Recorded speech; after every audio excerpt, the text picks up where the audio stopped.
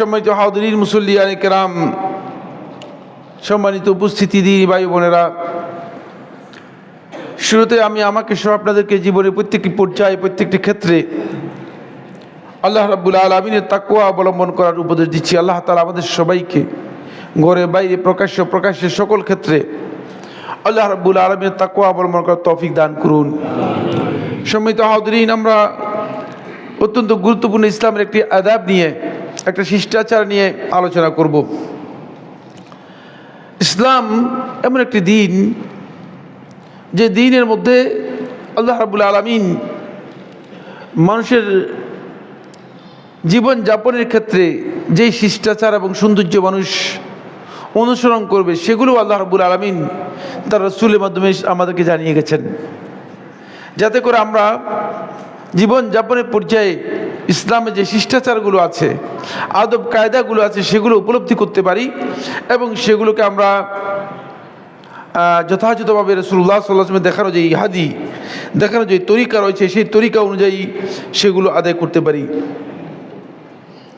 এই জন্যই রাসূলুল্লাহ সাল্লাল্লাহু আলাইহি ওয়াসাল্লাম সুনান ইবনে মাজাহ হাদিসের মধ্যে বর্ণিত হয়েছে, আল্লাহ রাসূল সাল্লাল্লাহু আলাইহি ওয়াসাল্লাম ইরশাদ করেছেন, সাহাবায়ে কেরাম বলেন যে তারাকানা আলা আল মাহজ্জাতিল বাইদা, যে আল্লাহ রাসূল সাল্লাল্লাহু আলাইহি ওয়াসাল্লাম আমাদেরকে সুস্পষ্ট, খুবই শুভ্র সুন্দর উজ্জ্বল দ্বীনের উপর রেখে গেছেন, প্রমাণের উপর রেখে গেছেন। লাইলুহা কানাহারিহা, এর অস্পষ্ট বিষয় যেগুলো আমরা মনে করে থাকি, এগুলো দ্বীনের মধ্যে স্পষ্ট। এখানে গোপন কিছুই নেই, এখানে শরীয়ত আর মারফতের আলাদা কোনো বিষয় নেই। এখানে মারফতি 60,000 আর শরীয়তি 30,000, এই ধরনের মিথ্যা বক্তব্যের কোনো অবকাশ নেই। এগুলো ডাহা মিথ্যা কথা, এবং এগুলোর কারণেই আমাদের সমাজের মধ্যে মুসলিমরা বিভ্রান্তির মধ্যে আছে, বিভ্রাটের মধ্যে আছে। ইসলামের দ্বীনের মৌলিক যে বিষয়গুলো আছে, সবগুলো বিষয়ই দিবালোকের মতো স্পষ্ট। রাসূলুল্লাহ সাল্লাল্লাহু আলাইহি ওয়াসাল্লাম যেমনিভাবে ইবাদতগুলোর বর্ণনা দিয়ে গেছেন, কোন কোন কাজ করলে আল্লাহ রাব্বুল আলামিনের আনুগত্য এবং ইবাদত করা হবে, সেই বিষয়গুলো যেভাবে রাসূলুল্লাহ সাল্লাল্লাহু আলাইহি ওয়াসাল্লাম বিবরণ দিয়ে গেছেন, ঠিক অনুরূপভাবে কি কি কাজ ইসলামের মধ্যে শিষ্টাচার এবং আদাবের মধ্যে পড়ে, যেগুলো আমাদের আচার আচরণের মধ্যে আমাদের থাকা দরকার, সেগুলো আল্লাহ রাসূল সাল্লাল্লাহু আলাইহি ওয়াসাল্লাম জীবন যাপনের ক্ষেত্রে আমাদের জন্য প্রয়োজন মনে করেছেন, সেগুলো জানিয়ে গেছেন, কোনটাই ছেড়ে যান নাই। আর এই যে আদাবগুলো আছে, এই আদাবগুলোর অধিকাংশই মূলত আল্লাহ রাসূল সাল্লাল্লাহু আলাইহি ওয়াসাল্লামের অনুসরণ করার কারণে, যেহেতু আমি তাআসসিয়ান বিন নবী সাল্লাল্লাহু আলাইহি ওয়াসাল্লাম, নবী সাল্লাল্লাহু আলাইহি ওয়াসাল্লামের অনুসরণ করার কারণেই এগুলো করব। আর নবী সাল্লাল্লাহু আলাইহি ওয়াসাল্লাম অনুসরণ করার জন্য আল্লাহ তাআলা কমন আমাদেরকে নির্দেশ দিয়েছেন। কোরআনে কারীমের সূরা আল আহজাবের 21 নম্বর আয়াতের মধ্যে আল্লাহ সুবহানাহু ওয়া তাআলা ইরশাদ করেন, লাকাদ কানা লাকুম ফি রাসূলিল্লাহি উসওয়াতুন হাসানা, তোমাদের জন্য রয়েছে আল্লাহ রাসূল সাল্লাল্লাহু আলাইহি ওয়াসাল্লামের মাঝে উত্তম আদর্শ। সুতরাং আপনি যদি একটা কাজ করেন, সেই কাজটা আপনি অবশ্যই জানবেন যে আল্লাহ রাসূল সাল্লাল্লাহু আলাইহি ওয়াসাল্লাম এই কাজটি করেছেন কিনা, কারণ আপনার উত্তম মডেল, উত্তম আদর্শ হচ্ছে রাসূলুল্লাহ সাল্লাল্লাহু আলাইহি ওয়াসাল্লাম। রাসূল সাল্লাল্লাহু আলাইহি ওয়াসাল্লাম থেকে বড় বুজুর্গ হওয়া, রাসূল সাল্লাল্লাহু আলাইহি ওয়াসাল্লাম থেকে বড় কিছু হওয়া, এটা আমাদের পক্ষে সম্ভব নয়। সুতরাং এই চেষ্টা করার দরকার নেই। অনেকে হয়তো মনে করে থাকেন যে, অনেকে এটা বুঝান যে আমি কি রাসূলের মতো হতে পারবো কিনা। রাসূলের মতো হওয়ার জন্য আপনাকে বলা হয় নাই, আপনাকে বলা হয়েছে আপনি রাসূলকে অনুসরণ করার জন্য। আপনি রাসূলকে অনুসরণ করলেই আপনি আপনার রাস্তার উপর আছেন, এটা ধরে নেওয়া হবে। কিন্তু রাসূলকে বাদ দিয়ে যদি আপনি ডিঙ্গিয়ে গিয়ে যান, তাহলে আপনি রাসূলকেই অবজ্ঞা করলেন, রাসূলকেই অপমান করলেন। আপনি হয়তো মনে করেছেন যে রাসূল সাল্লাল্লাহু আলাইহি ওয়াসাল্লামের কথা মেনেছেন, না, আসলে মানেন নাই, বরং আপনি রাসূল সাল্লাল্লাহু আলাইহি ওয়াসাল্লামের ডিঙ্গিয়ে গিয়ে আল্লাহ রাসূলের আগ বাড়িয়ে গিয়েছেন, যেটা ইসলামে একেবারেই নিষেধ, আল্লাহ রাব্বুল আলামিন নিষেধ করেছেন। 2 নম্বর বিষয় হচ্ছে যেটা, এই সমস্ত আদাবগুলো, এগুলো কিছু কিছু আদাব থেকে, মানুষের অভ্যাস থেকে গ্রহণ করা হয়েছে। যেমন আপনি একজন লোককে দেখলে মুসাফাহা করেন, একজন লোককে দেখলে মুআনাকা করেন, অথবা একজন লোককে দেখলে আপনি সৌজন্যতা, কৌশল বিনিময় করেন, ইত্যাদি ইত্যাদি। এগুলো কিছু কিছু বিষয় আছে যেগুলো আদাত, মানুষের অভ্যাস থেকে গ্রহণ করা হয়েছে।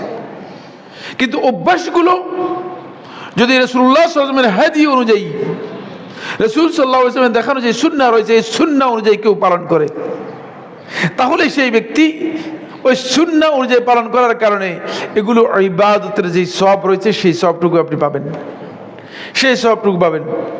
একজনের সাথে আপনি মুসাফা করলেন, এখানে এটা ইবাদত নয়, এটা হচ্ছে আদাব, কিন্তু আল্লাহ রাসূল সাল্লাল্লাহু আলাইহি ওয়াসাল্লামের সুন্নাহ অনুযায়ী করার কারণে সেখানে আপনি অবশ্যই কি করবেন, আপনি সওয়াব পাবেন। আজকের যে বিষয়টি নিয়ে আমি যেই মানে আদাবটি নিয়ে আলোচনা করব সেটা খুবই গুরুত্বপূর্ণ। অনেকগুলো গুরুত্বপূর্ণ পয়েন্ট রয়েছে এখানে, যেটা আমাদের সকলেরই জানা দরকার। চেষ্টা করব আমি, সময় যেহেতু আমাদের খুব কম, এই জন্য সময়ের দিকে লক্ষ্য রেখে আমরা চেষ্টা করব মৌলিক যে বিষয়গুলো আছে সেগুলো বলার জন্য। সেটা হচ্ছে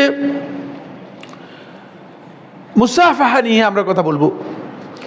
মুসাফাহা আমাদের সকলের কাছেই পরিচিত এবং ইসলামের একটা গুরুত্বপূর্ণ আদাবের অন্তর্ভুক্ত। এর অনেকগুলো ফজিলত রয়েছে, ফজিলতের বিষয়টি পরে আলোচনার মধ্যে আসবে ইনশাআল্লাহ তাআলা। কিন্তু আল্লাহ রাসূল সাল্লাল্লাহু আলাইহি ওয়াসাল্লাম থেকে এবং সাহাবায়ে কেরাম থেকে এই মুসাফাহার যে আদব রয়েছে, আদবটি প্রমাণিত হয়েছে। ফলে সাহাবায়ে কেরাম রাসূলুল্লাহ সাল্লাল্লাহু আলাইহি ওয়াসাল্লামের সময় মানে সাহাবায়ে কেরাম মুসাফা করতেন এবং রাসূলুল্লাহ সাল্লাল্লাহু আলাইহি ওয়াসাল্লাম মুসাফা করেছেন, এটি প্রমাণিত হয়েছে। মুসাফাহা যখন কোনো ব্যক্তির সাথে আপনার সাক্ষাৎ হবে, যে কোনো একজন আগন্তুক অথবা কোনো ব্যক্তির সাথে যখন আপনার সাক্ষাৎ হবে, তখন আপনি তার সাথে মুসাফাহা করবেন। যদি মুসাফাহা করে থাকেন আল্লাহ রাসূল সাল্লাল্লাহু আলাইহি ওয়াসাল্লামের হাদী অনুযায়ী এবং সওয়াবের আশা করে, তাহলে আপনি এই মুসাফাহার মাধ্যমে আপনি সওয়াব লাভ করবেন এবং মুসাফাহার যে ফজিলত আছে, যে গুরুত্ব আছে, সেগুলো আপনি লাভ করতে পারবেন। সামনে এই বিষয় সম্পর্কে আমরা ইনশাআল্লাহ তাআলা কথা বলবো। ইসলাম মানুষকে অনুপ্রাণিত করেছে, উদ্বুদ্ধ করেছে মুসাফাহার জন্য। আপনি দেখেন একজন ব্যক্তির সাথে আপনার কোনো না কোনো কারণে, হতে পারে সেটা অর্থনৈতিক কারণে, হতে পারে সেটা রাজনৈতিক কারণে, হতে পারে সেটা সামাজিক কারণে, হতে পারে সেটা অন্য কোনো কারণে, আপনার সাথে কোনো না কোনো কারণে একটা মনোমালিন্য রয়েছে, একটা মনের বিরোধ রয়েছে। কিন্তু আপনি যদি তার সাথে গিয়ে মুসাফা করেন, তাহলে দেখবেন যে আপনার এই বিরোধটা আস্তেই কেটে যাবে, কেটে যাবে। কারণ সেই লোকটা মনে করবে যে এই লোকটা মানে আমার প্রতি যদি আন্তরিক না হতো এবং এই লোকটার অন্তরের মধ্যে যদি আমার প্রতি ভালোবাসা অথবা কিছুটা বন্ধুত্ব না থাকতো, তাহলে সে আমার সাথে এসে মুসাফা করতো না। আমাদের এই সমাজের মধ্যে এটা একেবারেই উঠে গিয়েছে। লোকদের সাথে আমাদের সাক্ষাৎ হয়, আমরা না মানুষদেরকে সালাম দেই, না মানুষদেরকে কি করি, মুসাফা করি। সালামও দেই না, মুসাফাও কি করি না। সালাম তো সুন্নাহ এবং ইবাদত, আল্লাহর পক্ষ থেকে আল্লাহ রাব্বুল আলামিন সালাম শিক্ষা দিয়েছেন। সালাম এমন ইবাদত যে এটা হলো সর্বপ্রথম যে ইবাদতটুকু আল্লাহ রাব্বুল আলামিন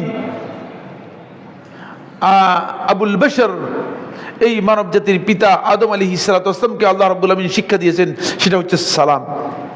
সালাম এমন একটি গুরুত্বপূর্ণ ইবাদত। কিন্তু দুর্ভাগ্যের বিষয় হচ্ছে যে আমাদের মুসল্লিরা মসজিদ থেকে বের হয়ে সালাত আদায় করে চলে যাচ্ছেন, আশেপাশে দেখা মানে চোখের দিকে তাকিয়ে থাকেন, কিন্তু সালাম দেন না। আর অন্যরাও সালাম দেন না, তারা মনে করে যে উনি আমাকে সালাম দিবে। মুরব্বী দাড়ি বাঁকা, তিনি মনে করেন যে বাচ্চা পোলা আমাকে সালাম দিবে, সে সালাম দেন না, তো বেয়াদব কেন? না, আপনি বুঝতে পারেন নাই, আপনি সালামের ফজিলত বুঝতে পারেন, সালামের মর্যাদা বুঝতে পারেন নাই। আসেন, মুসাফাহাটা এটাও ঠিক অনুরূপভাবে যেমন ইসলাম অনুপ্রাণিত করেছে এবং এটা একটা ভালো প্রতিদান, ভালো একটা সওয়াবের কাজ, ভালো একটা সওয়াবের কাজ। মুসাফাটা কি? মুসাফাহা হচ্ছে এই যে এটাকে বলা হয় থাকে সাফহাতুল কাফ। এই সাফহাতুল কাফ একজন ব্যক্তির, সাফহাতুল কাফ একজন ব্যক্তির মানে হাতের এই, এটাকে কি বলা হয় তাকে, মানে হাতের তালু যেটা রয়েছে, তালুর অংশটুকু, পিঠ না, হাতের তালুর অংশটুকু আরেকজন ব্যক্তির হাতের তালুর সাথে লাগানো এবং লাগিয়ে সেটাকে কি করা, ধরা, এটাকে বলা হয় থাকে মুসাফাহা। এটাকে আরবিতে বলা হয় থাকে মুসাফাহা। তো মুসাফাহা হচ্ছে আরবি ভাষায় মুসাফাহার পরিচয় দিয়েছে ইলসাকু সাফহাতিল কাফি বিল কাফি ওয়ালজাম মিনহু মুকাবালাতুল ওয়াজহি বিল ওয়াজহি ইনদাল লিকা, সাক্ষাতের সময় একজন আরেকজনের মুখোমুখি হবে এবং একজন আরেকজনের হাতের তালু আরেকজন হাতের তালুর সাথে মিলিয়ে ধরবে। এটা হচ্ছে মুসাফাহা। এটাকে ইসলামী শরীয়তে কি বলা হয়? মুসাফাহা বলা হয় তাকে। এবং এই মুসাফাহার ভিত্তি হচ্ছে মূলত এক হাত দিয়ে, মানে এক হাতের তালু আরেক হাতের তালুর সাথে লাগাবে, এবং এটাই হচ্ছে মুসাফাহা। এর সাথে অবশ্যই একজন আরেকজনের দিকে তাকাবে, একজন আরেকজনের দিকে তাকাবে। এখন আপনি বাম দিকে তাকিয়ে যদি একজনের সাথে মুসাফাহা করেন, তাহলে এটা মুসাফা হবে না। এটা কি হবে না? আপনি আরেকজনের দিকে তাকিয়ে আছেন, হাত দিয়ে রাখছেন তার দিকে মুসাফা করার জন্য, এটা মুসাফা হবে না। মুসাফার আদবের পরিপন্থী হচ্ছে, মুসাফার জন্য অবশ্যই মুকাবালাতুল ওয়াজহি বিল ওয়াজহি হইতে হবে, মানে সরাসরি আপনি মুখের দিকে তাকাবেন। কারণ হচ্ছে মুসাফার মূল উদ্দেশ্য হচ্ছে তার সাথে আপনার যে সাক্ষাৎ, এই সাক্ষাৎটাকে আপনি কি করতেছেন, মানে ভালোবাসার বন্ধনের মতো, মানে এটাকে শক্তিশালী করতেছেন, হাত দিয়ে শক্তিশালী করতেছেন। তো সাক্ষাৎটাকে হাত দিয়ে শক্তিশালী করতেছেন, তাকিয়েছেন আরেক দিকে, তাহলে এটা মুসাফা হবে না। এটা ইসলামী শরিয়া অনুযায়ী এটা মুসাফা হবে না। এই জন্য আপনাকে অবশ্যই কি করতে হবে? আপনাকে তাকাতে হবে তার দিকে, আপনি তার দিকে তাকাবেন। এবং এই মুসাফার এই যে বিষয়টি, এই বিষয়টি সম্পর্কে ইমাম নবী রাহিমাহুল্লাহ তাআলা তিনি তার কিতাবের মধ্যে, কিতাবুল আজকারের মধ্যে উল্লেখ করেন, ওয়াল মুসাফাহাতু সুন্নাতুন ইনদা তালাকি লিল আহাদিসি সহিহাতি ওয়া ইজমাইল আইম্মা। সহিহ হাদিস দ্বারা প্রমাণিত হয়েছে মুসাফাহা ইনদা তালাকি, যখন একজন মুসলিম ব্যক্তি আরেকজন মুসলিমের সাথে সাক্ষাৎ হবে তখন মুসাফা করা হচ্ছে সুন্নাহ, এবং এটা সহিহ হাদিস দ্বারা প্রমাণিত হয়েছে। এবং এই উম্মতের আইম্মাহ, যারা আইম্মাতুল ইজতিহাদ, যারা মুজতাহিদ উলামায়ে কেরাম আছেন, তাদের সকলের ইজমা এই মাসআলার মধ্যে রয়েছে। সুতরাং মুসাফা এটা মানে বিতর্কিত কোনো মাসআলা নয়, বা এমন কোনো মাসআলা নয় যে মাসআলার মধ্যে কি রয়েছে, মত পার্থক্য রয়েছে যে এটা কি সুন্নাত কি সুন্নাত নয়, বরং এটা সুন্নাহ। এটা ইমাম নবী রাহমাতুল্লাহ বর্ণনা করেছেন, ইমাম নবী রাহমাতুল্লাহ বর্ণনা করেছেন। এরপরে তিনি বলেন, ইমাম নবী রাহমাতুল্লাহ বলেন, ওয়াকালা আইদান, তারপর তিনি বলেন, ওয়াল মুসাফাহাতু মুস্তাহাবাতুন ইনদা কুল্লি লিকা, প্রত্যেক সাক্ষাতেই মুসাফা করাটা হচ্ছে মুস্তাহাব। সুতরাং সাক্ষাৎ হলেই মুসাফা করতে পারবেন। অনেকে মনে করে থাকে যে সাক্ষাৎ হলে মুসাফা করাটা সেটা সুন্নাহ। যেমন সাক্ষাৎ হলেই আপনি একজনকে সালাম দেওয়া সুন্নাহ, ঠিক সাক্ষাৎ হলেই একজনকে আপনি মুসাফা করবেন, এটা সুন্নাহ। এটা ইমাম নবী রাহিমাহুল্লাহ তাআলা সালাফদের আমল সাব্যস্ত করেছেন, বর্ণনা করেছেন, কিতাবুল আজকারের মধ্যে বিস্তারিত আলোচনা করেছেন। সুতরাং আপনি যখন সাক্ষাৎ হবেই তখনই আপনি কি করতে পারবেন? মুসাফা করবেন। বলে এখন মুসাফা করলাম না, মুসাফা করতে পারবেন। এবং সুন্নাহর যে ফজিলত রয়েছে সামনে আলোচনার মধ্যে আসবে, সেই ফজিলতটুকু আপনি যখনই মুসাফা করবেন অবশ্যই সেই ফজিলতটুকু আপনি লাভ করতে পারবেন। আসুন, এই মুসাফাটুকু রাসূলুল্লাহ সাল্লাল্লাহু আলাইহি ওয়াসাল্লাম সাহাবায়ে কেরামদের মধ্যে প্রচলিত ছিল, এবং সাহাবায়ে কেরামদের মধ্যে এর মধ্যে কেউ দ্বিমত পোষণ করেন নেই। ফলে সহিহ বুখারী রিওয়ায়াতের মধ্যে এসেছে, কাতাদা রাদিয়াল্লাহু তাআলা বর্ণনা করেন, তিনি বলেন, কুলতু লি আনাস রাদিয়াল্লাহু তাআলা আনহু, আমি প্রশ্ন করলাম আনাস ইবনে মালিক রাদিয়াল্লাহু তাআলা আনহুকে, আকানাতিল মুসাফাহাতু ফি আসহাবিন নবী সাল্লাল্লাহু আলাইহি ওয়াসাল্লাম, নবী সাল্লাল্লাহু আলাইহি ওয়াসাল্লাম সাহাবায়ে কেরামদের মাঝে কি মুসাফা প্রচলিত ছিল কিনা, মানে সাহাবায়ে কেরাম যারা আছে তারা মুসাফা করতো কিনা? ক্বালা নাআম, তিনি বলেন হ্যাঁ, সাহাবায়ে কেরামরা মুসাফা করতেন। সাহাবায়ে কেরামদের আমল সাব্যস্ত হয়েছে। এই বক্তব্য থেকে বোঝা যায় এটা সাহাবায়ে কেরামদের ইজমা। সাহাবায়ে কেরামদের মধ্যে কারো দ্বিমত ছিল না মুসাফায়ের ব্যাপারে। যদি দ্বিমত থাকতো তাহলে আনাস ইবনে মালিক রাদিয়াল্লাহু তাআলা অবশ্যই বলতেন যে হ্যাঁ, সাহাবায়ে কেরামদের মধ্যে কেউ কেউ বলছে যে মুসাফা না করলেও চলবে, বরং এটা সাহাবায়ে কেরামদের আমল সুন্নাহ। যেমনিভাবে মানে সাহাবায়ে কেরামদের আমল সাব্যস্ত হয়েছে, তেমনিভাবে আল্লাহ রাসূল সাল্লাল্লাহু আলাইহি ওয়াসাল্লামের কাছ থেকেও নির্দেশনা রয়েছে। এমনকি আনাস ইবনে মালিক রাদিয়াল্লাহু তাআলা থেকে বর্ণিত হয়েছে মুসনাদ আহমদের হাদিস। মুসনাদ আহমদের হাদিসের মধ্যে আনাস ইবনে মালিক রাদিয়াল্লাহু তাআলা করেন, তিনি বলেন যে মুসাফার প্রথম এই কাজটি রাসূলুল্লাহ সাল্লাল্লাহু আলাইহি ওয়াসাল্লাম আরবদের মধ্যে প্রচলিত ছিল না। আরব বলতে মক্কা এবং মদিনা, হিজাজের লোকদের মধ্যে প্রচলিত ছিল না। হিজাজ ছাড়াও আরব রয়েছে, ইয়ামানের লোকের আরব ছিল, তেহামার লোকের আরব ছিল, হিজাজের বাইরে নজদের লোকের আরব ছিল। এরা কিন্তু মানে হিজাজের বাইরের লোক। মানে এখানে 5টা মানে প্রভিন্স ছিল, তার মধ্যে হিজাজ ছিল সুপ্রসিদ্ধ। হিজাজ বলা হতো তায়েফের কিছু অংশ, বনি সাকিব গোত্রের পুরো এলাকা, আর মক্কা পুরো এলাকা, এবং মদিনার পুরো এলাকা এটাকে হিজাজ বলা হতো। এটা কি বলা হতো? হিজাজ বলা হতো। হিজাজের লোকদের মাঝে এই মুসাফার এই প্রক্রিয়াটা, এই আদত অভ্যাস ছিল না। আনাস ইবনে মালিক রাদিয়াল্লাহু বর্ণনা করেন, তিনি বলেন সর্বপ্রথম যখন ইয়ামানের লোকেরা রাসূলুল্লাহ সাল্লাল্লাহু আলাইহি ওয়াসাল্লামের কাছে আসলেন, তখন ইয়ামানের লোকেরাই সর্বপ্রথম আল্লাহ নবী সাল্লাল্লাহু আলাইহি ওয়াসাল্লামের কাছে আসার পরে ইয়ামানের লোকেরাই এই মুসাফাটাকে তারা আল্লাহ রাসূল সাল্লাল্লাহু আলাইহি ওয়াসাল্লামের কাছে নিয়ে আসেন এবং মুসাফাটা সেখান থেকেই সূত্র হয়। মানে ইয়ামানের লোকদের মধ্যে এটা প্রচলিত ছিল, এটা আদাত হিসেবে, অভ্যাস হিসেবে ইয়ামানের লোকদের মধ্যে প্রচলিত ছিল। রাসূলুল্লাহ সাল্লাল্লাহু আলাইহি ওয়াসাল্লামের কাছে যখন আসে ইয়ামানের লোকেরা, আসার পরে তারা মুসাফা করেন, তখন রাসূলুল্লাহ সাল্লাল্লাহু আলাইহি ওয়াসাল্লাম ইয়ামানের লোকদের সম্পর্কে বলেন, ইন্নাহু লাম্মা আকবালা আহলুল ইয়ামান, যখন ইয়ামানের লোকেরা আসলো আল্লাহ রাসূল সাল্লাল্লাহু আলাইহি ওয়াসাল্লামের কাছে, ক্বালা রাসূলুল্লাহ সাল্লাল্লাহু আলাইহি ওয়াসাল্লাম, রাসূলুল্লাহ সাল্লাল্লাহু আলাইহি ওয়াসাল্লাম বললেন, ক্বাদ জাআকুম আহলুল ইয়ামান, তোমাদের কাছে ইয়ামানের লোকেরা এসেছে, হুম আরাক্কু মিনকুম কুলুবান, সাহাবায়ে কেরামদেরকে বলতেছে যে এরা অন্তরের দিক থেকে তোমাদের চেয়ে নরম, নরম অন্তরের লোক। প্রশংসা করছেন, দেখছেন? আপনি যদি মানে আমি যদি এখন আপনাদেরকে বলি যে আপনাদের চেয়ে ওই লোকগুলো ভালো, তা আপনার বলুন যে ভাই কি করতেছেন এগুলা? আল্লাহ রাসূল সাল্লাল্লাহু আলাইহি ওয়াসাল্লাম যেটা হক, যেটা সত্য, সাহাবায়ে কেরামদেরকে ক্লিয়ার করে দিচ্ছেন, যাতে সাহাবায়ে কেরাম মানে বুঝতে পারেন এবং গ্রহণ করতে পারেন, বুঝতে পারেন এবং গ্রহণ করতে পারেন। বলে যে হুম, তারা আরাক্কু মিনকুম কুলুবান, তোমাদের চেয়ে অন্তরের দিক থেকে অনেক নরম, নরম অন্তরের অধিকারী, তারা অন্তরটা নরম। আল্লাহ রাসূল সাল্লাল্লাহু আলাইহি ওয়াসাল্লাম তাদের প্রশংসা করলেন এবং বললেন, তারপর আনাস ইবনে মালিক রাদিয়াল্লাহু বললেন যে আল্লাহ রাসূল সাল্লাল্লাহু আলাইহি ওয়াসাল্লাম তাদের এই নরম অন্তরের জিনিসটা কিভাবে ডিফাইন করলেন, কিভাবে ডিফাইন করলেন? আল্লাহ রাসূল সাল্লাল্লাহু আলাইহি ওয়াসাল্লামের সাথে সাক্ষাৎ হওয়ার পরে শুধুমাত্র সাক্ষাৎটাকেই যথেষ্ট মনে করলেন না, তারা সবাই রাসূলুল্লাহ সাল্লাল্লাহু আলাইহি ওয়াসাল্লামের সাথে মুসাফা করলেন। ওই যে এই সাক্ষাৎটাকে যে আপনি মুসাফাহের মাধ্যমে শক্তিশালী করেছেন, এটাই আল্লাহ রাসূল সাল্লাল্লাহু আলাইহি ওয়াসাল্লাম তাদের অন্তরের মানে নরম হওয়ার, অন্তর তাদের যে নরম এবং অনেক বেশি নরম, এর দলিল হিসেবে রাসূলুল্লাহ সাল্লাল্লাহু আলাইহি ওয়াসাল্লাম পেশ করেছেন। ফলে আনাস ইবনে মালিক রাদিয়াল্লাহু বর্ণনা করেন, তিনি বলেন, ওহুম আউয়ালু মান জাআ বিল মুসাফাহা, তারাই সর্বপ্রথম যারা আল্লাহ রাসূল সাল্লাল্লাহু আলাইহি ওয়াসাল্লামের কাছে মুসাফা এটা নিয়ে আসছে। এসে সবাই এসে রাসূল সাল্লাল্লাহু আলাইহি ওয়াসাল্লাম মুসাফা করেছে। রাসূল দেখলেন যে কিরে, সাহাবায়ে কেরামদের মাঝে এটা ছিল না।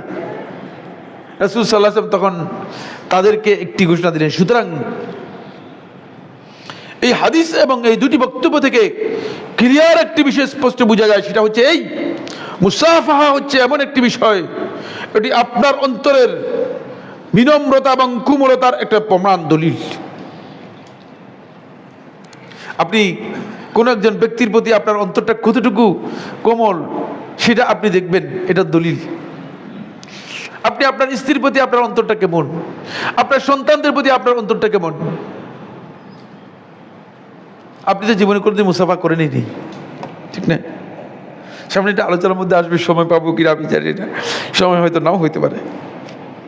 ফলে এই হাদিস থেকে এটা বোঝা যায় যে মানে অন্তরকে নরম করতে হলে, কারো প্রতি অন্তরের ভালোবাসাটা, ঋদ্ধতা যদি বৃদ্ধি করতে হয়, তাহলে এর একটা পদ্ধতি, এর একটা আদব বা শিষ্টাচার রাসূলুল্লাহ সাল্লাল্লাহু আলাইহি ওয়াসাল্লামের কাছ থেকে আমরা পেয়েছি, সেটা হচ্ছে আপনি মুসাফা করবেন, সেটা হচ্ছে মুসাফা করবেন। দুই নম্বর হচ্ছে মুসাফাটা, এটি রাসূলুল্লাহ সাল্লাল্লাহু আলাইহি ওয়াসাল্লাম সাহাবায়ে কেরামদের আমল হওয়ার কারণে আল্লাহ রাসূল সাল্লাল্লাহু আলাইহি ওয়াসাল্লাম এবং সাহাবায়ে কেরামদের সুন্নাত হিসেবে এটা সাব্যস্ত হয়েছে। সুতরাং এটা ইবাদতের অংশ হিসেবে গ্রহণযোগ্য হবে এবং এটাকে ইবাদত হিসেবে গ্রহণ করতে পারবেন। এটাকে কেউ যদি ইবাদত হিসেবে গ্রহণ করেন তিনি সওয়াব পাবেন। 3 নম্বর বিষয় হচ্ছে বেরা ইবনে আসিব রাদিয়াল্লাহু বর্ণনা করেন, তিনি বলেন, ক্বালা রাসূলুল্লাহ সাল্লাল্লাহু আলাইহি ওয়াসাল্লাম, রাসূলুল্লাহ সাল্লাল্লাহু আলাইহি ওয়াসাল্লাম ইরশাদ করেছেন, মা মিন মুসলিমাইনি ইয়ালতাকিয়ানি, যখনই দুইজন মুসলিম ব্যক্তি একত্রিত হবে, সাক্ষাৎ হবে, ফায়াতাসাফাহানি, তারপর দুইজন পরস্পর মুসাফাহা করবে, ইল্লা গুফিরা লাহুমা ক্বাবলা আন ইফতারিকা, তারা জুদা হওয়ার, আলাদা হওয়ার আগেই আল্লাহ রাব্বুল আলামিন তাদের গুনাহগুলো ক্ষমা করে দেবেন। কাজটা ছোট না, কিন্তু কাজটার গ্রেড এবং পাওয়ার, সওয়াব এবং ফজিলত অনেক বেশি। সওয়াব এবং ফজিলত কি অনেক বেশি। আপনি তো তাচ্ছিলের সাথে দেখছেন,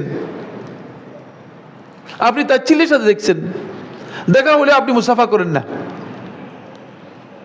দেখা হলেও কি মুসাফা করেন না। কিন্তু আল্লাহ রাসূল সাল্লাল্লাহু আলাইহি ওয়াসাল্লাম ক্লিয়ার বলে দিচ্ছে, দেখছেন যে যখনই মুসলিম ব্যক্তি এই কাজটি করবে, আবু দাউদের রাওয়ায়াতের মধ্যে এসেছে, নাসরুদ্দিন আলবানী রাহিমাহুল্লাহ তাআলা সহিহ বলেছেন, তখনই আল্লাহ রাব্বুল আলামিন গুফিরা লাহু ক্বাবলা আন ইফতারিকা, তারা বিচ্ছিন্ন হওয়ার, আলাদা হওয়ার আগেই ক্ষমা করে দিবেন আল্লাহ তাআলা, গুনাহগুলো ক্ষমা করে দিবেন। তাহলে গুনাহ যদি আপনি ক্ষমা চান, তাহলে আপনার জন্য মুসাফাটা খুবই গুরুত্বপূর্ণ, এবং মুসাফার মাধ্যমে আপনি আপনার নিজের গুনাহগুলো কি করতে পারবেন, ক্ষমা করতে পারবেন, ক্ষমা করে নিতে পারবেন। এরপরে যে বিষয়টি সেটা হলো এই, রাসূলুল্লাহ সাল্লাল্লাহু আলাইহি ওয়াসাল্লাম হাদিসের মধ্যে ইরশাদ করেছেন, মুসাফাটা ভালোবাসা এবং আপনার পরস্পরের মধ্যে সৌহার্দ্য ও সম্প্রীতি তৈরি করার মাধ্যম, উপায়। মুসাফাটা হচ্ছে ভালোবাসা, পরস্পরের প্রতি সম্প্রীতি, এই জিনিস তৈরি করার এটা উপায় এবং মাধ্যম হচ্ছে মুসাফা। ফলে মুসাফা যখন করবে, যিনি মুসাফা করবেন, যে দুইজন মুসাফা করবে, তাদের দুইজনের অন্তরের মধ্যে আল্লাহ রাব্বুল আলামিন ভালোবাসা এবং সম্প্রীতি ঢেলে দিবেন। আল্লাহ রাব্বুল আলামিন ভালোবাসা এবং সম্প্রীতি ঢেলে দিবেন। আপনি দেখেন এখানে অনেকগুলো হাদিস রয়েছে, সময়ের কারণে আমি সবগুলো বলতে পারতেছি না, একটি হাদিস বলছি, সেটি হলো যখন কাব ইবনে মালিক রাদিয়াল্লাহু তাআলা আনহু, তিনি যখন তাবুকের যুদ্ধে অংশগ্রহণ করতে পারলেন না, এবং তিনি আল্লাহ রাসূল সাল্লাল্লাহু আলাইহি ওয়াসাল্লাম মসজিদের মধ্যে নিজেকে আবদ্ধ করে নিলেন, আল্লাহ রাব্বুল আলামিনের পক্ষ থেকে কাব ইবনে মালিক রাদিয়াল্লাহু তাআলা আনহু তওবার ঘোষণা যখন নাজিল হলো, সূরা তওবার মধ্যে দেখে নেবেন, ওয়ালা সালাসাতি আল্লাযিনা খুল্লিফু, এই আয়াতের তাফসীরের মধ্যে বিস্তারিত আলোচনা রয়েছে। পুরো ঘটনা বললে তাহলে আর আজকের খুতবা হবে না, এই জন্য আজকের খুতবার জন্য শুধু একটু ইঙ্গিত দিয়ে দিলাম। ওই তিনজন সাহাবী যারা তাবুকের যুদ্ধে অংশগ্রহণ করতে পারেননি, তাদের মধ্যে একজন ছিলেন কাব ইবনে মালিক রাদিয়াল্লাহু তাআলা আনহু। তিনি আল্লাহ রাসূল সাল্লাল্লাহু আলাইহি ওয়াসাল্লামের কাছে তওবা করে মসজিদে নববীর খুঁটির মধ্যে নিজেকে বেঁধে রেখেছেন। বলছেন যে আল্লাহর পক্ষ থেকে যতক্ষণ পর্যন্ত আল্লাহ রাব্বুল আলামিন আমার ব্যাপারে আয়াত নাজিল করে আমাকে ক্ষমা না করবে, ততক্ষণ পর্যন্ত আমি এখান থেকে নিজেকে ছাড়ব না। সুবহানাল্লাহ। দেখেন, এরপরে আল্লাহ সুবহানাহু ওয়া তাআলা তার ব্যাপারে আল্লাহ রাব্বুল আলামিন আয়াত নাজিল করলেন, এই তিনজনের ব্যাপারে আয়াত নাজিল করলেন, এবং তাদের তওবা কবুলের ব্যাপারে আল্লাহ তাআলা ঘোষণা দিলেন। আল্লাহ রাব্বুল আলামিন জানিয়ে দিলেন যে আল্লাহ রাব্বুল আলামিনের পক্ষ থেকে তাদের তওবা কবুল হয়েছে। যখন এই তওবা কবুলের কথা আসলো, তখন এই তওবা কবুলের বিষয়ে কাব ইবনে মালিক রাদিয়াল্লাহু তাআলা নিজে যখন শুনলেন, তিনি খুবই আনন্দিত এবং খুশি হলেন, এবং অন্তরের মধ্যে তার একটা বড় ধরনের প্রভাব বিস্তার করলো। আর এই খবর নিয়ে দৌড় দিয়ে তার কাছে আসলেন তালহা ইবনে উবাইদুল্লাহ রাদিয়াল্লাহু তাআলা আনহু। তালহা ইবনে উবাইদুল্লাহ রাদিয়াল্লাহু তাআলা আনহু ওই 10 জনের মধ্যে একজন, যাদেরকে রাসূলুল্লাহ সাল্লাল্লাহু আলাইহি ওয়াসাল্লাম জান্নাতের সুসংবাদ দিয়েছেন, তাদের মধ্যে একজন। তালহা ইবনে উবাইদুল্লাহ রাদিয়াল্লাহু তাআলা ক্বালা কাব রাদিয়াল্লাহু তাআলা বলেন, হাত্তা দাখালতুল মসজিদ, আমি মসজিদে প্রবেশ করলাম, ফাইজা রাসূলুল্লাহ সাল্লাল্লাহু আলাইহি ওয়াসাল্লাম জালিসুন হাওলাহুন নাস, আমি মসজিদে প্রবেশ করে দেখতে পেলাম যে রাসূলুল্লাহ সাল্লাল্লাহু আলাইহি ওয়াসাল্লাম মসজিদের মধ্যে বসে আছেন, তার চতুর্দিকে একদল লোক বসে আছে, তারা একসাথে হয়ে বসে আছে। ফাকামা ইলাইয়া তালহা ইবনে উবাইদুল্লাহ ইউহারউল, দৌড় দিয়ে আমি যখন আমাকে দেখলো যে আমি মসজিদে প্রবেশ করতেছি, তালহা ইবনে উবাইদুল্লাহ দৌড় দিয়ে আমার দিকে আসলেন। দৌড় দিয়ে আসার পরে হাত্তা সাফাহানি, প্রথমেই আমার সাথে মুসাফা করলো, ওয়াহান্নাআনি, এবং আমাকে অভিবাদন জানাইলো, ওয়াল্লাহি মা কামা ইলাইয়া রাজুলুন মিনাল মুহাজিরিনা গায়রুহু, মুহাজিরদের মধ্য থেকে আর কেউ, তালহা ইবনে উবাইদুল্লাহ ছাড়া আর কেউ আমার এইভাবে আমার কাছে আসে নাই, এবং আমাকে কি করে নাই, অভিবাদন জানাই নাই। ওয়ালা আনসাহা লিতালহাতা, সুতরাং তালহার এই কাজটি আমি মৃত্যু পর্যন্ত কোনোদিন ভুলবো না। সহিহ বুখারী এবং মুসলিমের হাদিস। কিছু কিছু প্রেক্ষাপট, কিছু কিছু অবস্থা মানুষের এমন যে সে অবস্থাটি তাকে স্পষ্ট করে দেয় যে তিনি আসলে কারোর জন্য তার অন্তরের মধ্যে কি ভালোবাসা আছে, এটা বুঝা যায়। এই সাহাবী এখানে স্পষ্ট করেছেন যেটা, সেটা হলো এই যে কোনো ব্যক্তির যদি কোনো সুসংবাদ থাকে তাহলে আপনি তার কাছে গিয়ে মুসাফাহা করে তাকে সেই সুসংবাদ দেওয়াটা, এটা আল্লাহ রাসূল সাল্লাল্লাহু আলাইহি ওয়াসাল্লামের কাছে অত্যন্ত পছন্দনীয় কাজগুলোর মধ্যে একটি। রাসূলুল্লাহ সাল্লাল্লাহু আলাইহি ওয়াসাল্লামের কাছে যে পছন্দনীয় কাজগুলো আছে তার মধ্যে একটি হচ্ছে আপনি ওই ব্যক্তির কাছে যাবেন, মুসাফাহা করবেন এবং তাকে ওই সুসংবাদটুকু দিয়ে দিবেন। এতে আপনি আপনার অন্তরের মধ্যে আল্লাহ রাব্বুল আলামিন তার জন্য ভালোবাসা আল্লাহ রাব্বুল আলামিন ঢেলে দিবেন, যেটা কাব রাদিয়াল্লাহু তাআলার অন্তরের মধ্যে তলহা ইবনে উবাইদুল্লাহ রাদিয়াল্লাহু তাআলার জন্য ঢেলে দিয়েছিলেন, আল্লাহ রাব্বুল আলামিন ঢেলে দিয়েছিলেন। এজন্য সেই ভালোবাসাটুকু পাবেন যদি আপনি মুসাফা করতে পারেন। এরপরে 4 নম্বর পয়েন্ট হচ্ছে যেটা, সেটা হলো এই মুসাফাহা আপনার অন্তরের মধ্যে কারোর জন্য যদি বিদ্বেষ থাকে, কারোর জন্য যদি ঘৃণা থাকে, কারোর প্রতি যদি আপনার অবজ্ঞা থাকে, সেই ঘৃণা বিদ্বেষকে দূর করে পরিষ্কার করে দেয়। অন্তরটা পরিষ্কার করার পদ্ধতি হচ্ছে এটি। অন্তরগুলো পরিষ্কার হয় কিসের মাধ্যমে? অন্তর পরিষ্কার হয়ে থাকে কিছু আখলাক এবং কিছু উত্তম আচরণের মাধ্যমে। তার মধ্যে এই উত্তম আচরণের একটি আচরণ হচ্ছে আপনি যার সাথে আপনার কোনো কারণে বিদ্বেষ আছে তার সাথে গিয়ে আপনি মুসাফা করবেন, আপনার সেই বিদ্বেষটুকু দূর হয়ে যাবে। যে আতা ইবনে আবি রাবাহ আল খুরাসানি রাহিমাহুল্লাহ তাআলা বর্ণনা করেন, তিনি বলেন কাল তাসাফাহু ইয়াজহাবুল গিল্লু, তোমরা পরস্পর মুসাফাহা করো তাহলে ইয়াজহাবুল গিল, তোমাদের অন্তরের মধ্যে যে বিদ্বেষ আছে সেই বিদ্বেষ দূর হয়ে যাবে। ওয়া তাহাদাউ তাহাব্বু, আর তোমরা পরস্পর হাদিয়া বিনিময় করো, তাহাব্বু, তাহলে তোমাদের মধ্যে ভালোবাসা তৈরি হবে। ওয়া তাযহাবুশ শাহনা, এবং তোমাদের অন্তরের মধ্যে যে ঘৃণা আছে সেই ঘৃণাটুকু তোমাদের দূর হয়ে যাবে। ওয়াকাল আবু মিজলাজ রাহিমাহুল্লাহ তাআলা বলেন আল মুসাফাহাতু তাজলিবুল মাওয়াদ্দা, মুসাফাহা এমন একটি কাজ যে কাজের মাধ্যমে একজন ব্যক্তি তার ওই ব্যক্তির সম্প্রীতি এবং ভালোবাসাটা নিজের জন্য কি করতে পারে, সে অর্জন করতে পারে, সে নিজের জন্য অর্জন করতে পারে। কালা ফদল ইবনে জিয়াদা রাহিমাহুল্লাহ তাআলা বলেন সাফাহাতু আবা আব্দুল্লাহ, আমি আবু আব্দুল্লাহ ইমাম আহমদ ইবনে হাম্বল রহমতুল্লাহ আলাইহির সাথে একদিন সাক্ষাৎ হলো। সাক্ষাৎ হওয়ার পর তার সাথে মুসাফা করলাম, গায়রা মাররাতিন, একাধিকবার মুসাফা করলাম। ওয়াবতাদানি বিল মুসাফাতে, যতবারই আমি তার সাথে সাক্ষাৎ হয়েছে এবং মুসাফা করেছি আমি দেখেছি যে ইমাম আবু আব্দুল্লাহ আহমদ ইবনে হাম্বল রাহিমাহুল্লাহ তাআলা তিনি সর্বপ্রথম আমার সাথে মুসাফা করেছেন, আমি আগে মুসাফা করতে পারিনি। মানে এটা বুঝাচ্ছে যে আহলে ইলম যারা ছিলেন, আলেমরা যারা ছিলেন, তারা এই ব্যাপারে অগ্রাধিকার দিতেন। ওয়া রাআইতুহু ইউসাফিহুন নাস কাসীরান, এবং আমি দেখেছি তাকে, তিনি মানুষের সাথে অধিক পরিমাণে মুসাফা করতেন। এই জন্য অধিক পরিমাণে মুসাফা করতেন যে অধিকাংশ লোকের ভালোবাসা তার জন্য ছিল, এবং তিনি এর মাধ্যমে ভালোবাসা মানুষের কি করতেন, মানুষের ভালোবাসা তিনি অর্জন করার জন্য চেষ্টা করতেন। মুসাফার ব্যাপারে, এর ফজিলতের ব্যাপারে আরও কয়েকটি কথা আলোচনা করে তারপরে মুসাফার কিছু আহকাম সম্পর্কে আপনাদের সাথে কথা বলবো। আরেকটি বিষয় রয়েছে মুসাফার বিষয় সম্পর্কে। হানজালা আল উসাইদি রাদিয়াল্লাহু তাআলা আনহু বর্ণনা করেন, তিনি বলেন লাম্মা আবা আলা নাফসিহি খুশুআহু ইনদা নবী সাল্লাল্লাহু আলাইহি ওয়াসাল্লাম হিনা ইউযাক্কিরুহুম বিল জান্নাতি ওয়ান নার সুম্মা ইশতাআলাহুম বাদা যালিকা বিল আহলি ওয়াল আওলাদি ওয়াল আমওয়াল। হানজালা রাদিয়াল্লাহু তাআলা আনহু তিনি একদিন রাসূলুল্লাহ সাল্লাল্লাহু আলাইহি ওয়াসাল্লামের কাছে এসে তার পরিবার পরিজন, দুনিয়ার এই সাই সম্পদ যা আছে এগুলো ঝামেলার কারণে, যে সবসময় দেখেন যে যখনই রাসূলুল্লাহ সাল্লাল্লাহু আলাইহি ওয়াসাল্লামের কাছে থাকেন তখন কেন যেন দ্বীনের প্রতি তার একটা আগ্রহ, ভালোবাসা, ইসলামের প্রতি আগ্রহ তিনি উপলব্ধি করতে পারেন। কিন্তু যখন এখান থেকে বেরিয়ে যান পরিবারের কারণে, সাই সম্পদের কারণে, দুনিয়ার যাই ঝামেলার কারণে, দেখা যাচ্ছে যে ভুলে যান, দ্বীনের কথাই ভুলে যান। তখন হানজালা রাদিয়াল্লাহু তাআলা নিজে মনে করলেন যে কি ব্যাপারটা কি, আমার আসলে কি আল্লাহ রাসূলের সামনে থেকে যদি বেরিয়ে যাই আমার অন্তর মধ্যে কি মুনাফিকি এসে যায় কিনা। তখন হানজালা রাদিয়াল্লাহু তাআলা আনহু তিনি আল্লাহ রাসূল সাল্লাল্লাহু আলাইহি ওয়াসাল্লামের কাছে এসে অভিযোগ করলেন, বললেন যে রাসূলুল্লাহ, আমরা মনে হচ্ছে যেন আপনার কাছ থেকে সরে যাওয়ার কারণে আমরা দেখা যাচ্ছে যে আমরা মনে হচ্ছে যেন আমরা দুনিয়ার প্রতি আকৃষ্ট হয়ে যাই এবং পরিবার পরিজনের প্রতি আমরা নিজেরা আকৃষ্ট হয়ে যাই এবং আমরা মনে হচ্ছে যেন সব কিছু বলে যাই। এখন আমরা কি করতে পারি?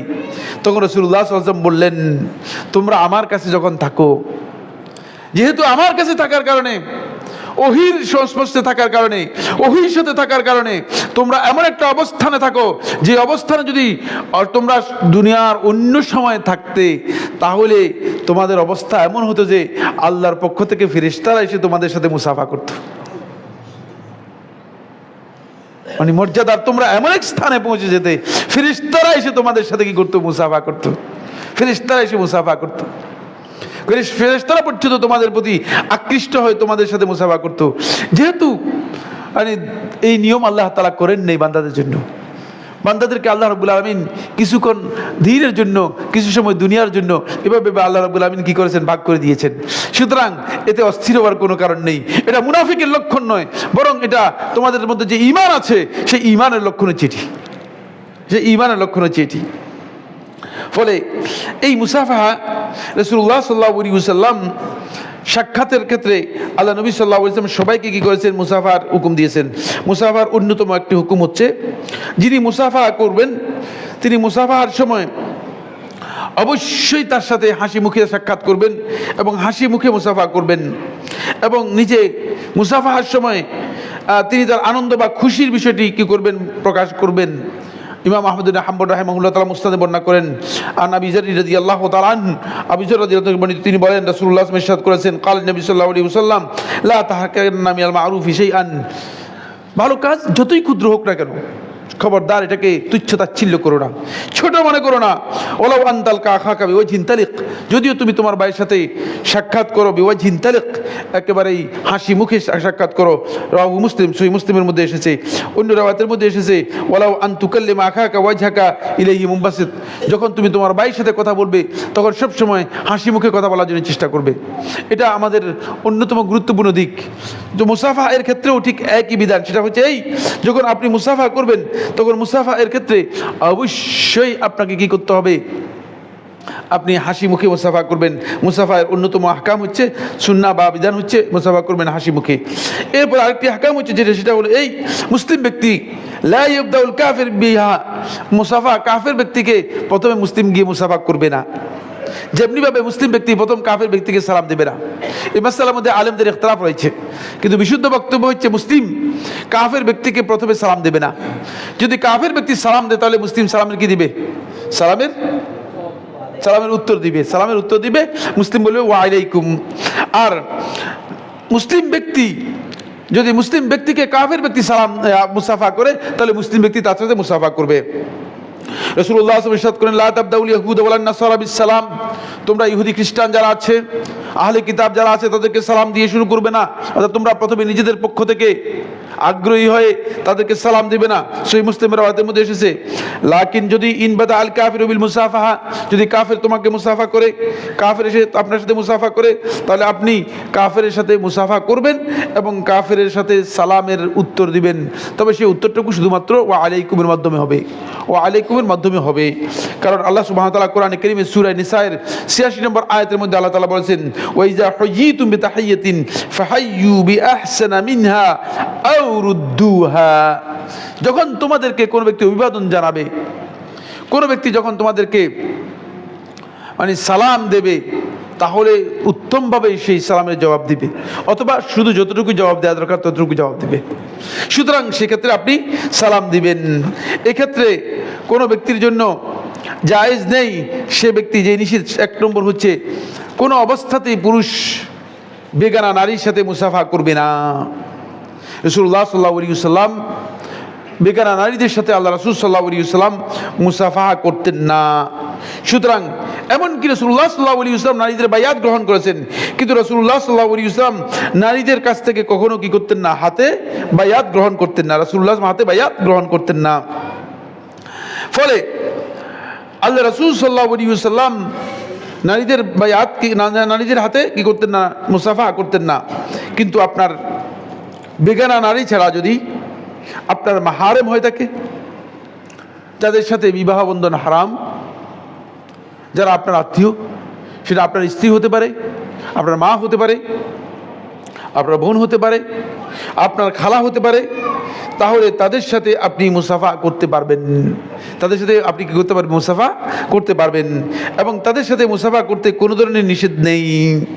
বরং ইমাম তাবারানী রাহিমাহুল্লাহ তাআলা তার মুসনাদের মধ্যে উল্লেখ করেছেন যে মানে এই সমস্ত ব্যক্তিদের সাথে যদি গায়রুল মাহারেম হয়ে থাকে তাদের সাথে মুসাফা করা মানে এটা মানে বিভিন্ন সমাজের মধ্যে উরফ হিসেবে পরিচিত ছিল, তারা মুসাফা করত।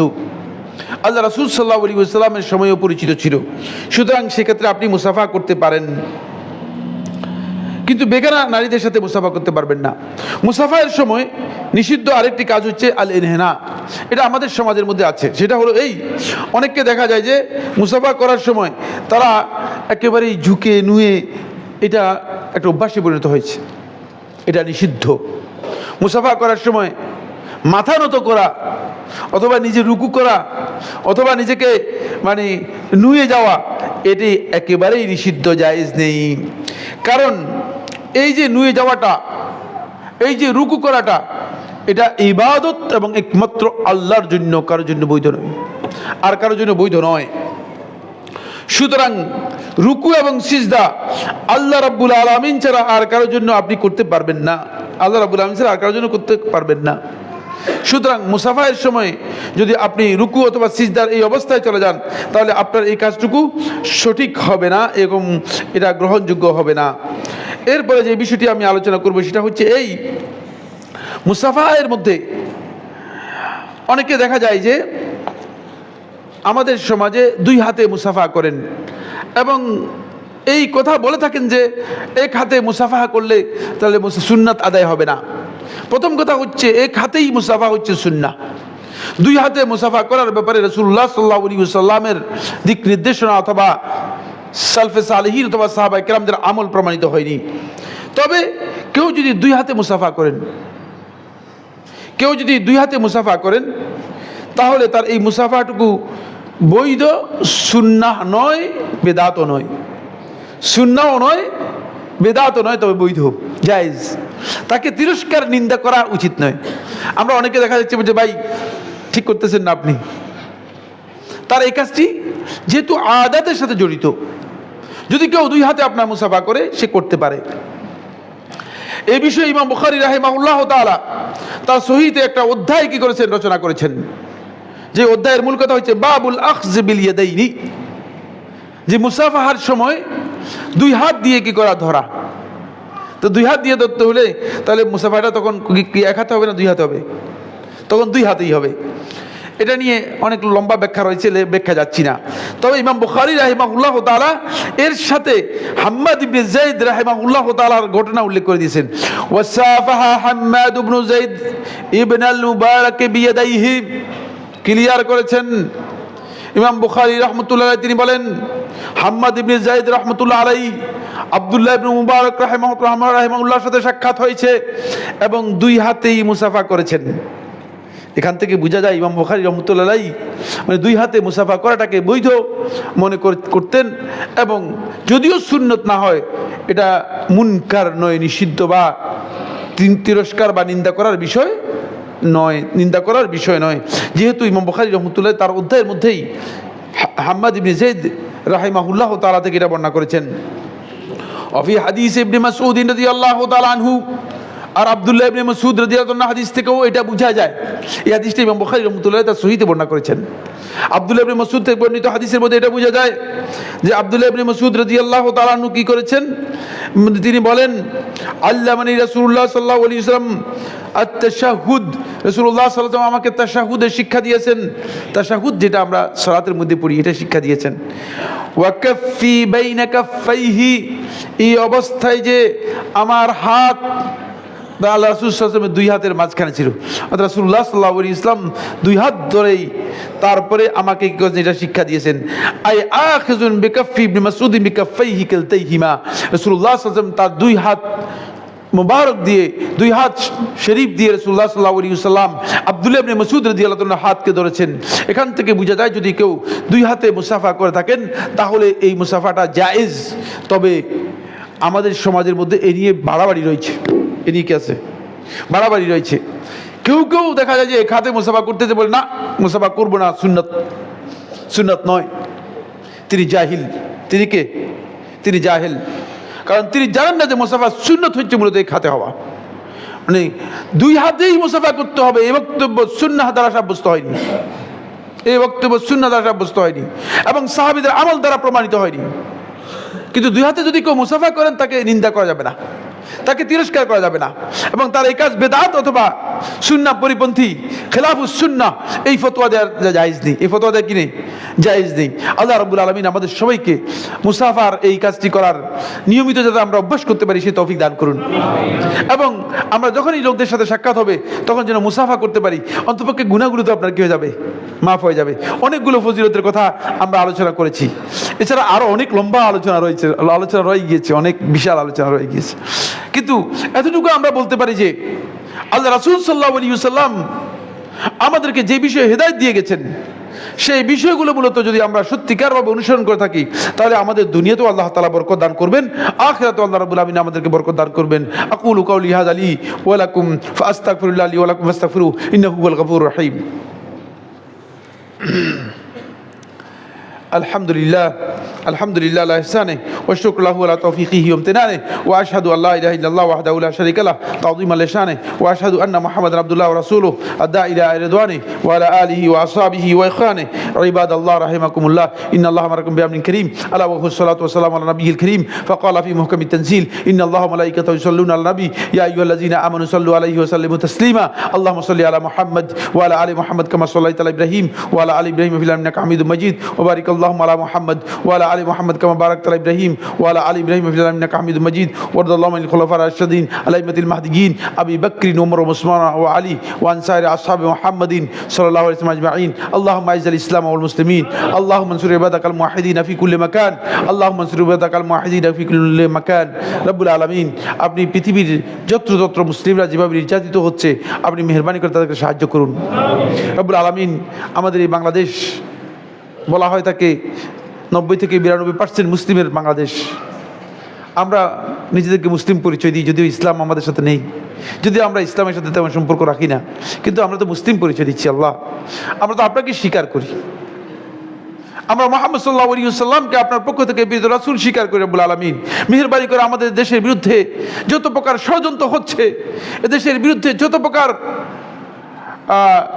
দুর্বিসন্ধি হচ্ছে এবং এই দেশকে ধ্বংস করার জন্য যে প্রচেষ্টা বিভিন্ন দিক থেকে হচ্ছে, মেহেরবানি করে দেশটাকে আপনি হেফাজত করুন, এদেশের মুসলমানদেরকে আপনি হেফাজত করুন, এদেশের ইসলামকে আপনি হেফাজত করুন, এবং এদেশের যারা দায়িত্ব নিচ্ছে রব্বুল আলামিন ওই সমস্ত ব্যক্তিদের কাছে আপনি দায়িত্ব দিন যারা আপনাকে ভয় করে এবং আল্লাহর বিধান কায়েম করার জন্য যারা চেষ্টা করে, তাদেরকে আপনি হেফাজত করুন, তাদের প্রতি ক্ষমতা দান করুন রব্বুল আলামিন।